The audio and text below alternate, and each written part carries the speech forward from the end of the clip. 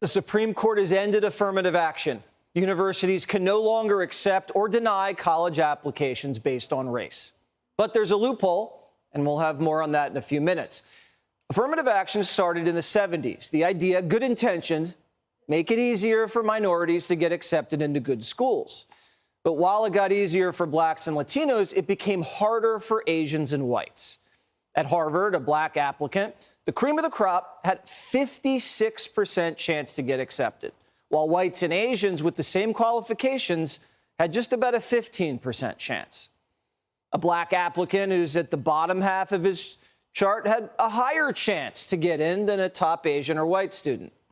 And the Supreme Court ruled 6-3 that's unconstitutional racial discrimination prohibited by the Equal Protection Clause, the 14th Amendment. Chief Justice John Roberts, who authored the majority, says this, quote, eliminating racial discrimination means eliminating all of it. The guarantee of equal protection cannot mean one thing when applied to one individual and something else when applied to a person of another color. Roberts is saying, basically, you can't unfairly discriminate against whites in order to help blacks. All discrimination's wrong. Harvard University made race a factor in every single step of the application process, from the second they accepted the application to the second they accepted or rejected it. Race was used in their decisions. The court says Harvard's admission process relies on a stereotype that, quote, a black student can usually bring something that a white person cannot offer. Justice Clarence Thomas wrote this. The court sees the university's policies for what they are, rudderless, race-based preferences designed to ensure a particular racial mix in their entering classes. Those policies fly in the face of our colorblind Constitution and our nation's equality ideal. The court found that Harvard, for the last decade, created the same exact racial mix of every single freshman class. So how did these Harvard officials decide that this was going to be the racial mix of every single Harvard freshman class year after year after year? Well, it wasn't based solely on merit. So if Harvard is deciding the perfect racial pie chart year after year, and it doesn't even reflect the demographics of the country, someone's being racially discriminated against, and that's unconstitutional. The court says schools can still consider financial background, but can't assume a black applicant is poor just because they're black. Clarence Thomas writing again this, quote, individuals are the sum of their unique experiences, challenges, and accomplishments. What matters is not the barriers they face, but how they choose to confront them. And their race is not the blame for everything, good or bad, that happens in their lives. A contrary, myopic worldview based on individual skin color to the total exclusion of their personal choices is nothing short of racial determinism. Race does not determine your value and your success in life. We're all born with free will, and we can decide how we live our lives. Black people aren't poor because they're black. There's poor black people and there's poor white people, poor Asians and poor Hispanics.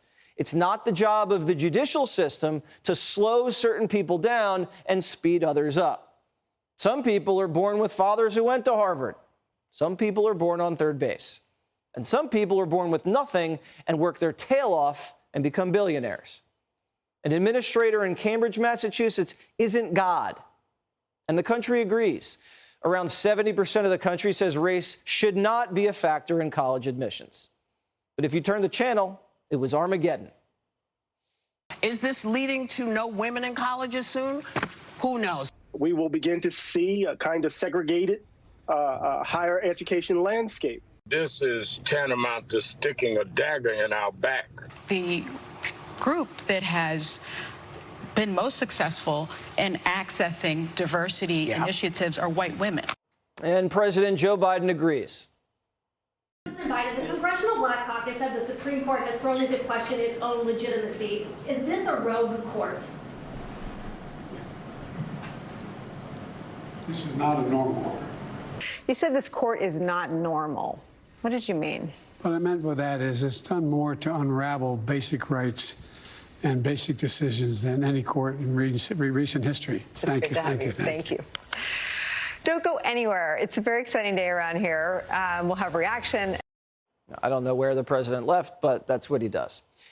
Primetime acknowledges that many black Americans are heartbroken by this decision. We understand that. Many black Americans acknowledge that they never would have achieved a certain level of success if it hadn't been for affirmative action. They own the fact that they were admitted because they were black, and maybe they didn't have the perfect application. And I'm sympathetic to that. I get it. But a white person who's more qualified was discriminated against and didn't get in. And when you discriminate on race, some people win and some people lose. Do you want to discriminate against someone because of something they can't control, because of the way they were born? And there's a big stigma when it comes to affirmative action. You can be the most qualified black guy out there who got into Harvard on merit and then got a great job out of school, but in the back of your head, you think, is this because of the color of my skin? Michelle Obama herself said that question nagged her. And then there are people like Clarence Thomas, not a fan of affirmative action, who were told on national TV that the only reason you're on the court is because you're black. Clarence Thomas, he has criticized affirmative action. That's one of the reasons why he graduated from Yale, and we know that's one of the reasons why he's on the Supreme Court. Okay. Clarence Thomas is the black face of white supremacy and the poster child for affirmative action? Come on. This ruling's big and looks airtight, but there's wiggle room for race to play a role. The court says, quote, nothing in this opinion should be construed as prohibiting universities from considering an application's discussion of how race has affected his or her life, but be it through discrimination or inspiration or otherwise, end of quote.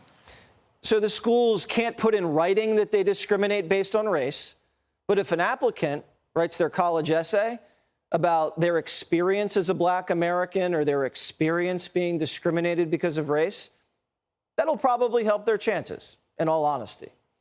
And Harvard's aware of the college essay wiggle room thing, so racial discrimination in practice will probably still exist. It'll probably take a few more lawsuits to be completely extinguished. And Biden's working all the angles.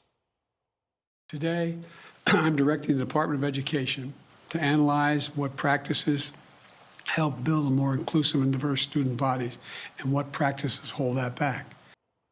Primetime has no problem with diversity. We like diversity, but unfair discrimination to achieve a random level of diversity is unconstitutional. And Biden needs to watch his step. The court saw this coming.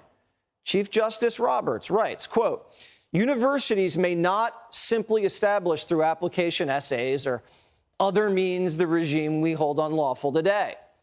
What cannot be done directly cannot be done indirectly.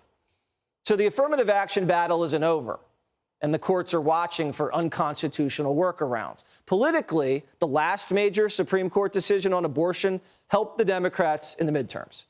So how will this Supreme Court decision on affirmative action play politically? Well, I asked Ron DeSantis about it earlier. Affirmative action, goodbye. Is that something that you think might have a big impact going forward? Well, in Florida, we have race blind anyways, and we've done that in our state university. We're proud of that. We judge on merit. We're not going to try to divvy you up by your skin color. That is the absolute appropriate decision for the country, and we're going to be much better off. What the left wants to do, they want to de-emphasize what unites us and exacerbate the divisions, and that's not healthy for society. So your grades, your activities, all that, yeah, let's judge people on their merits. Why do you think the left uses race as such a billy club against Republicans? Well, I think that historically, the left would try to use class, but that doesn't work for them anymore because the blue collar folks are with us by and large. And so they got to figure out how can they divide. And so race and trying to exacerbate those is the obvious things. And in Florida, we don't do any of the woke nonsense. And yet, I've had more African Americans leading state agencies than any governor in the history of Florida. I've appointed 4 Hispanics to the Florida Supreme Court. I've appointed the first Jamaican American, not because they checked those boxes, but because they rated the position. And that's how it should be. And we'll show you the full interview in a few minutes. Now, remember, the court didn't strike down diversity. It struck down discrimination. The court merely said the Constitution doesn't allow racial quotas in admissions. The real issue is, why have African Americans not achieved, on average, comparatively, a higher level of academic success? Now, the answer isn't found in the court system. The public school system in this country is a disaster, especially for African Americans. And there should be a reckoning. Now, ultimately, the value of a good education is instilled by parents in the home. And obviously, poverty plays a role. But again, there's more poor whites than poor blacks in this country, so it's up to society as a whole to lift people up individually. And that can be done through the private sector, charities, through the government and churches. But there has to be a change in the heart and in the head. And we have to recognize that we're responsible for our own decisions. And life's the result of all of the decisions we've made. And America will figure it out. We always do it together.